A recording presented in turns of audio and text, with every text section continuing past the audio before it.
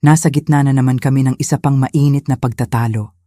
Yung mga klaseng away na parang walang katuturan, pero lalong lumalala at lumalakas ang dalas nitong mga nakaraang buwan.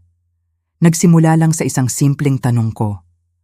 Gusto mo bang magkasama tayo mamaya gabi? Matagal-tagal na rin tayong hindi naglalaan ng oras para sa isa't isa. Akala ko considerate yon. Nag-aalok na itabi ko muna ang trabaho, ang cellphone, ang lahat ng distractions para maging kami lang muna ang priority.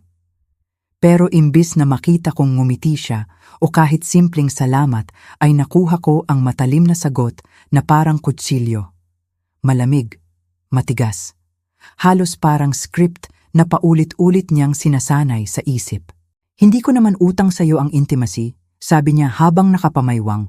Nakatitig ng diretso sa mata ko na parang hinahamon niya akong magmalaki o magalit. Parang may invisible na pader na biglang tumayo sa pagitan namin. Una, akala ko mali ang narinig ko. Napakurap ako ng ilang beses, sinusubukang iproseso ang biglaang suntok ng mga salitang yon. Ano tanong ko? Kalahating natatawa dahil sa disbelief. Kalahating kinakabahan dahil ramdam ko na may mali talaga. Ano ba talagang ibig sabihin noon? Hindi siya nagbago ng ekspresyon. Walang pagsisisi, walang pag-aalinlangan. Ibig sabihin eksakto kung ano ang tunog niya, sagot niya ng matigas. Pagod na ako sa pag-arte mo na parang obligasyon yan. Dahil lang kasal tayo, hindi ibig sabihin utang mo sa akin ang katawan ko, ang oras ko, o kahit ano paman. Parang binunutan ako ng lupa sa ilalim ng paa ko. 8 taon na kami kasal. 8 taon ng mga sakripisyo na halos hindi ko na mabilang. Mga gabing halos hindi ako natutulog dahil sa overtime. Mga araw na nagpapakain ako ng stress sa trabaho para lang maabot namin ang maayos na buhay. Mga desisyong ginawa ko hindi para sa akin, kundi para sa atin. At ngayon, sa isang simpleng hapunan na sana'y magiging bonding moment namin, sinasabi niya sa harap ko na walang halaga ang mga pangangailangan ko, na ang intimacy na para sa akin ay hindi lang pisikal kundi emosyonal na koneksyon, ay parang optional na bonus sa kasal namin. Gusto kong sumigaw. Gusto kong magmalaki kung gaano kasakit yon, kung gaano ako nakaramdam ng pagka-reject, na parang bigla akong naging estranghero sa sarili kong bahay. Pero ang mga salita, parang natatakot silang lumabas. Tumayo lang ako roon, nakatitig sa kanya na parang biglang nagbago ang mukha niya sa harap ko. Parang hindi na siya yung babaeng minahal ko noon. Hindi na nagtagal ang away. Bigla siyang tumalikod, lumabas ng kwarto, at iniwan ako roon na nakatayo pa rin, habang parang bagyo ang takbo ng isip ko. Sinubukan kong i-brush off, baka stress lang siya sa trabaho, baka masamang araw lang, baka PMS, kahit anong rason para lang hindi ko tanggapin na seryoso yon. Pero sa kaibuturan ko, alam ko na hindi ito ang unang beses. Matagal nang may mga senyales, mga pagkakataong binabaliwala niya ang effort ko, mga hapunan na tahimik na tinatapos ng walang kwentuhan, mga yakap na parang obligasyon na lang. Pero ngayon, unang beses niya itong sinabi ng malinaw at walang paligoy-ligoy. Noong gabing yun, halos hindi ako nakatulog. Paulit-ulit sa utak ko ang usapan. Ang tono niya, ang titig niya, ang biglaang pagiging estranghero. Tanong ko sa sarili ko, saan ba tayo nagkamali? May napalampas ba akong senyales? May nagawa ba akong mali na nagtulak sa kanya palayo? O matagal na palang ganito, at ako lang ang nagbubulag-bulagan, iniisip na team pa rin kami kahit hindi na. Kinabukasan, hindi na galit ang nararamdaman ko. Naging resolve na ito, matigas, malamig, pero malinaw. Kung hindi niya utang sa akin ang intimacy, kung optional yon sa kanya, baka optional din ang lahat ng sakripisyo ko. Hindi na ako magiging pulubi sa sarili kong relasyon, hindi na ako magmamakaawa ng pagmamahal na dapat natural na dumadaloy. Hindi ko agad sinabi sa kanya. Sa halip, nagsimula akong magmalas ng talagang mabuti. Parang detektive na nag-iimbestiga sa sariling buhay. Napansin ko kung paano niya ako trinato. Kung gaano kaunti ang pakialam niya sa mga bagay na importante sa akin. Kung paano niya binabalewala ang effort ko na parang wala lang yon. At habang dumarami ang napapansin ko, lalong lumalakas ang paniniwala ko na kailangang magbago ang lahat.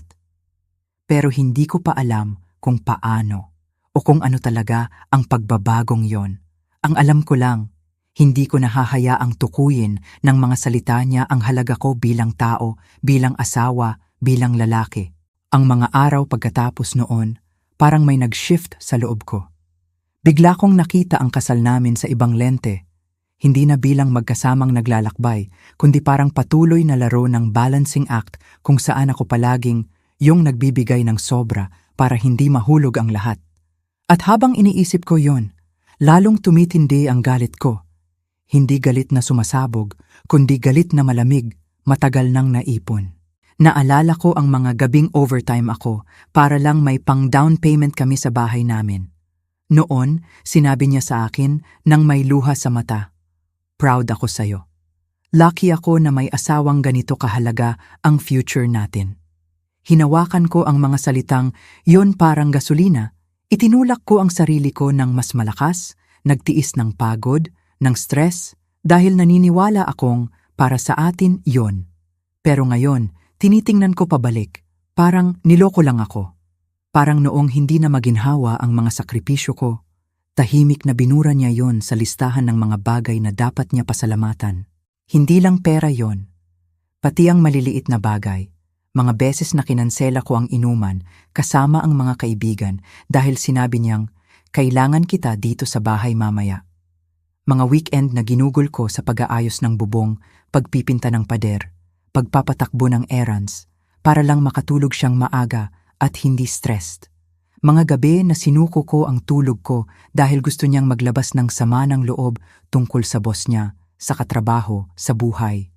At nanatili ako roon, nakikinig, dahil ayaw kong maramdaman niyang mag-isa siya. Para sa akin, yon ang intimacy, hindi lang sex, kundi pakiramdam na konektado, na may halaga, na hindi binabaliwala ang binibigay ko, pero mukhang sobra pala yon para hingin sa kanya. Nagsimula akong magbilang sa isip ko, hindi sa papel, pero malinaw na tala. Bawat beses na binrush off niya ang excitement ko. Bawat beses na sinabi niyang okay lang yan ang walang interes. Bawat beses na umuwi ako pagod, pero sinusubukan ko pa ring maging present para sa kanya. Naalala ko noong isang gabi, umuwi ako na excited tungkol sa bagong project sa opisina. Malaking breaks yon para sa career ko, at halos hindi siya tumingin mula sa cellphone niya. Okay, good job, sabi niya nang walang tono, tapos bumalik sa scrolling. O noong ginawa ko ang paborito niyang adobong manok pagkatapos ng stressful week niya. Sinabi lang niyang, "Salamat," bago tumayo at umalis sa hapagkainan. Hindi ko akalain na mapapansin niya pa man lang kung paano ako unti-unting lumayo, dahil siguro sanay na siyang laging nandyan ako kahit anong mangyari. Isang gabi, nakaupo ako sa kotse sa labas ng bahay namin. Madilim ang mga bintana, tahimik ang paligid. Tinitingnan ko ang bahay na binayaran ko ng dugot pawis at biglang naisip ko, sulit pa ba kung tong pasukin? Napakatanga ng tanong na, yon, bahay ko rin to, pero pakiramdam ko parang bisita lang ako roon, parang ang presensya ko ay optional na rin. Iniisip ko ulit ang sinabi niya, hindi ko utang sa'yo ang intimacy. At unang beses, hinayaan kong sagutin ko sa isip ko ang tanong na matagal ko nang iniwasan. Kung hindi niya utang sa akin yon, ano naman ang utang niya sa akin? Respeto, pagpapahalaga, partnership. O guni-guni ko lang na mayroon yon noon. Naalala ko ang unang mga buwan namin, yung panahon na hindi namin mapigilan ang isa't isa, na maghapon kami magkausap kahit wala nang masabing bago, na ang bawat haplos ay parang pangako. Namimiss ko yung bersyon na yon ngamin. Pero habang sinusubukan kong balikan sa isip, lalong parang ibang buhay na yon, parang pelikula na napanood ko noon, hindi na totoo ngayon.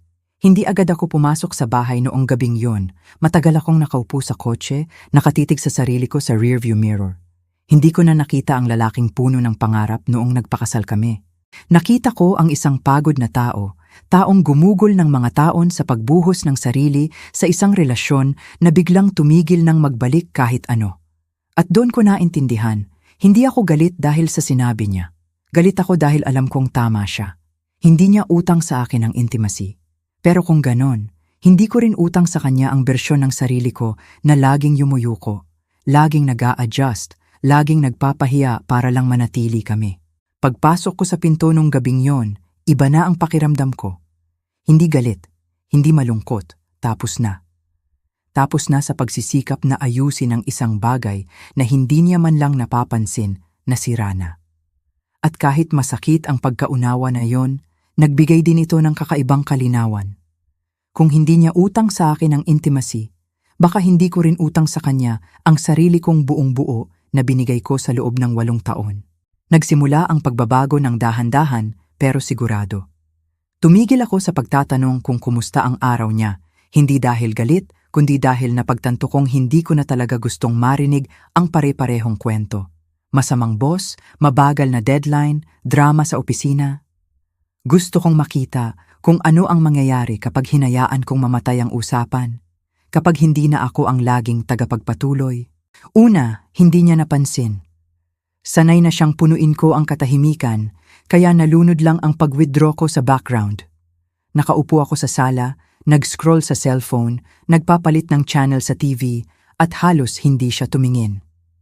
Pero habang lumilipas ang mga araw, nagsimulang maunawaan niya.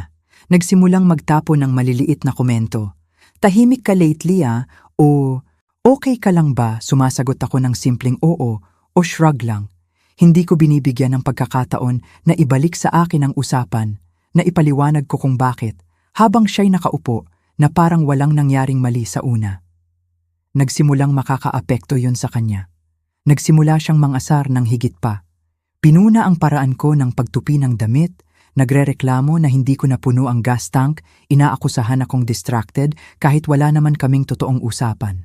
Pero imbis na sumagot o magmalaki, hinayaan ko lang na dumaan ang mga salita niya. Hindi na ako naglalaro ng ganong laro. At bigla, may kakaibang nangyari.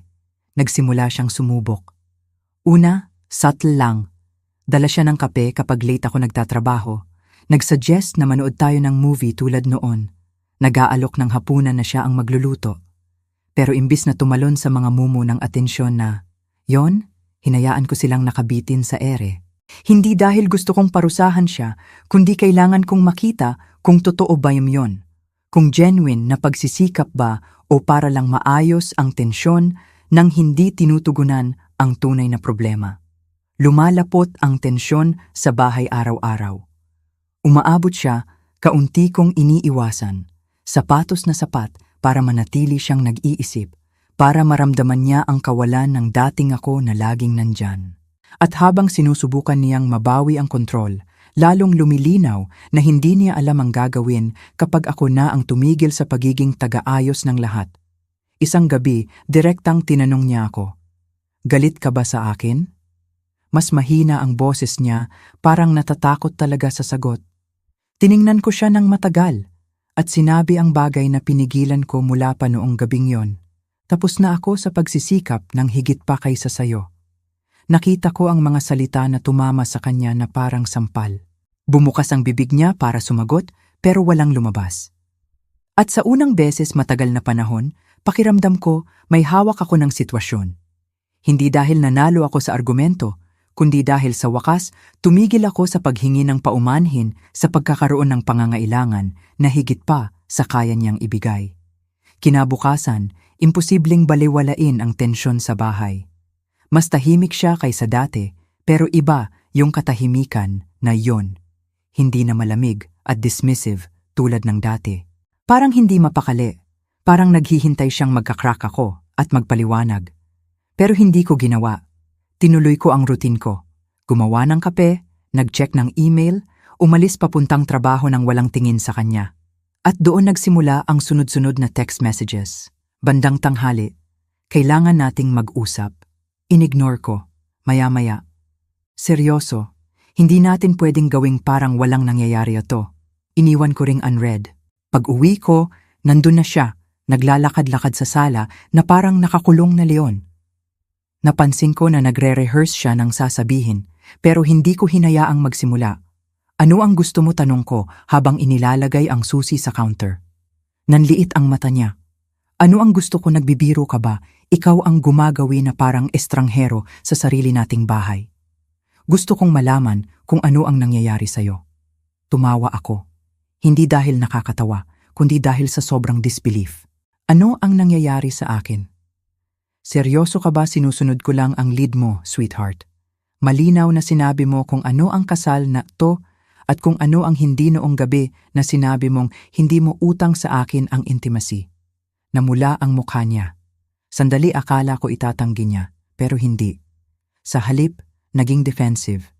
May karapatan akong mag-set ng boundaries. At kung hindi mo kaya yon, baka problema mo yon, hindi ko. Ramdam ko ang galit na sumusumirit, pero nilunok ko. Hindi ko nahahayaang maging isa pang sigawan na walang matatapos. Tama ka, sabi ko, kalmado ang boses. Hindi mo utang sa akin ang intimacy, pero tanungin ko lang, to, utang ko ba sa iyo ang commitment? Utang ko ba sa iyo ang katapatan? Utang ko ba sa iyo ang kahit ano na lampas sa basic na paggalang? Nanlaki ang mata niya. Unang beses, nakita kong may pumutok sa ekspresyon niya, takot. Hindi siya sumagot, kaya nagpatuloy ako. Kung ganito ang rules, baka hindi ko utang sa iyo ang date nights, ang emotional support, o kahit ang pag-uwi ko sa huli ng araw. Baka hindi ko utang sa iyo ang pagiging priority kapag malinaw na ginawa mong hindi priority ang atin. Doon siya sumabog. Hindi patas yan. Pinipilipit mo to sa hindi dapat. Gusto ko lang ng space. Hindi ko sinabing wala akong pakialam sa'yo. Idi ipakita mo, sagot ko ng diretsyo. Dahil ngayon, ang nakikita ko lang ay isang taong gusto ang benepisyo ng kasal nang hindi nagsisikap. Tumahimik ang kwarto. Mukhang gusto niyang magsalita, pero walang lumabas. Hinintay ko, binigyan ko siya ng pagkakataong lumaban para sa atin, na patunayan akong mali. Pero hindi niya ginawa. Sa halip, lumuhod siya sa sofa, itinakip ang mukha sa mga kamay. Hindi ko alam kung paano tayo napunta rito, bulong niya, halos hindi marinig. At sa totoo lang, hindi ko rin alam. Ang alam ko lang, ang babaeng nakaupo sa harap ko, hindi na siya yung kapareho ng pinakasalan ko. At baka ako rin, hindi na yung lalaking dati. Pero imbis na umupo at aliwin siya tulad ng dati, tumalikod ako at lumakad palayo. Sa unang beses matagal na panahon, hindi ako ang maglilinis ng gulo. Hindi ako bumalik sa sala noong gabi. Hinayaan ko siyang nakaupo roon mag-isa, habang ikinulong ko ang sarili sa guest room, ang bagong kwarto ko. Hindi yon dramatic statement o para mapansin niya. Kailangan ko lang ng distansya kahit manipis na dingding lang ang pagitan namin. Sa mga sumunod na araw, halos hindi kami nag-usap. Gumagalaw kami sa bahay na parang estranghero, iniiwasan ng mata, iniiwasan ng kwentuhan, maliban sa minsanang pagkakasalubong sa kusina o hallway. Sinubukan niya ilang beses na simulan ulit ang usapan, pero pinigilan ko lagi. Hindi pa ako handa. Sa halip, ginugol ko ang oras na yun sa pag-iisip kung ano talaga ang gusto ko. Iniisip ko kung kaya ko pang mabuhay ng ganito, nakulong sa isang kasal na parang kontrata na lang, walang init, walang koneksyon. Iniisip ko ang mga taong ibinuhos ko sa atin at kung may halaga pa ba noon ngayon. Pero higit sa lahat, iniisip ko ang sarili ko. Sino ba ako sa kasal na to at sino ang gusto kong maging pasulong? Hindi nagtagal, napagtanto ko. Ayaw ko sa taong naging ako. Pagod na pagod sa pagbibigay nang higit pa sa natatanggap. Pagod sa paghabol ng pagmamahal na dapat natural. Pagod sa pakiramdam na ako lang ang lumalaban para sa isang bagay na parang sira na nang walang pag-asa. At doon ko ginawa ang desisyon. Isang gabi, pagkatapos ng isa pang araw ng malalim na katahimikan, pumasok ako sa sala. Nakaupo siya roon, hawak ang cellphone, nagpapanggap na hindi niya ako napansin. Pero kita ko sa pagkakataas ng balikat niya na naghihintay siya. Naghihintay na ako ang magsalita muna. Hindi ko pinatagal. Diretso ko sinabi, hindi ko na kaya to. Tumingala ang ulo niya, nanlaki ang mata. Ano to, tanong niya, halos bulong.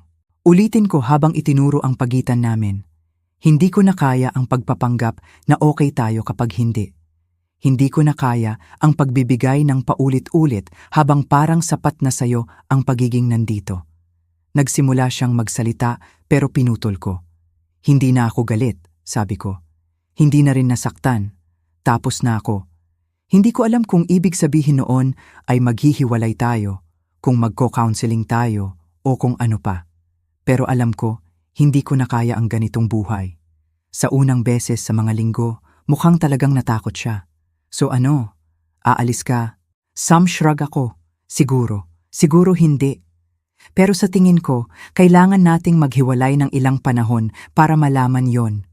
Napuno ng luha ang mata niya. Sandali, halos sumuko ako. Halos yakapin siya, sabihing aayusin natin tutulad dati. Pero naalala ko ang sinabi niya noon. Hindi niya utang sa akin ang intimacy. At muling nagningas ang apoy na nagpapatuloy sa akin. Hindi lang to tungkol sa'yo, sabi ko. Matatag ang boses. Malinaw mong sinabi kung ano ang hindi mo utang sa akin.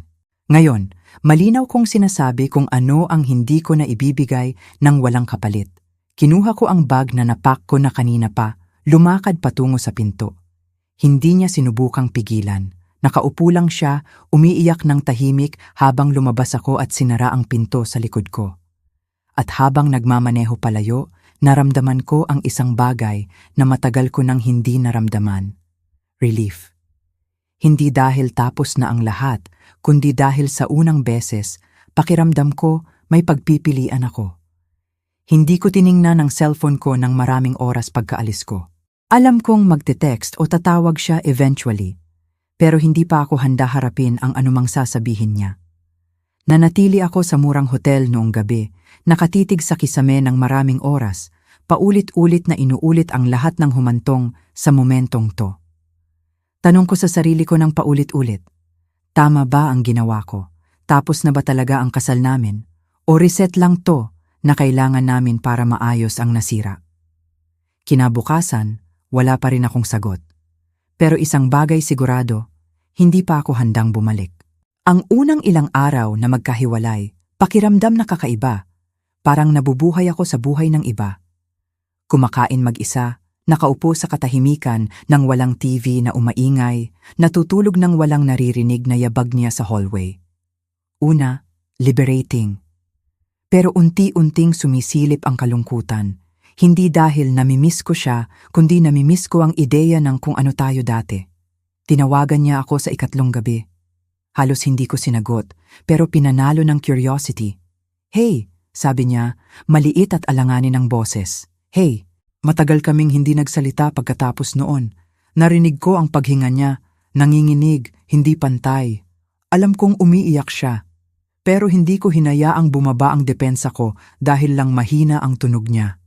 Hindi ko alam ang gagawin, sabi niya sa wakas. Mas tumama sa akin ang mga salitang yon kaysa inaasahan. Ito yung babaeng laging siguradong sigurado sa sarili, ayaw umamin ng pagkakamali. Ang pag-amin niyang wala siyang sagot, nagpaalog sa akin. Hindi ko rin alam, inamin ko. Pero alam ko, hindi ko na kaya ang dating buhay natin. Ako rin, sagot niya. Unang beses kaming sumang-ayon sa isang bagay sa loob ng mga buwan. Sandali, parang progreso.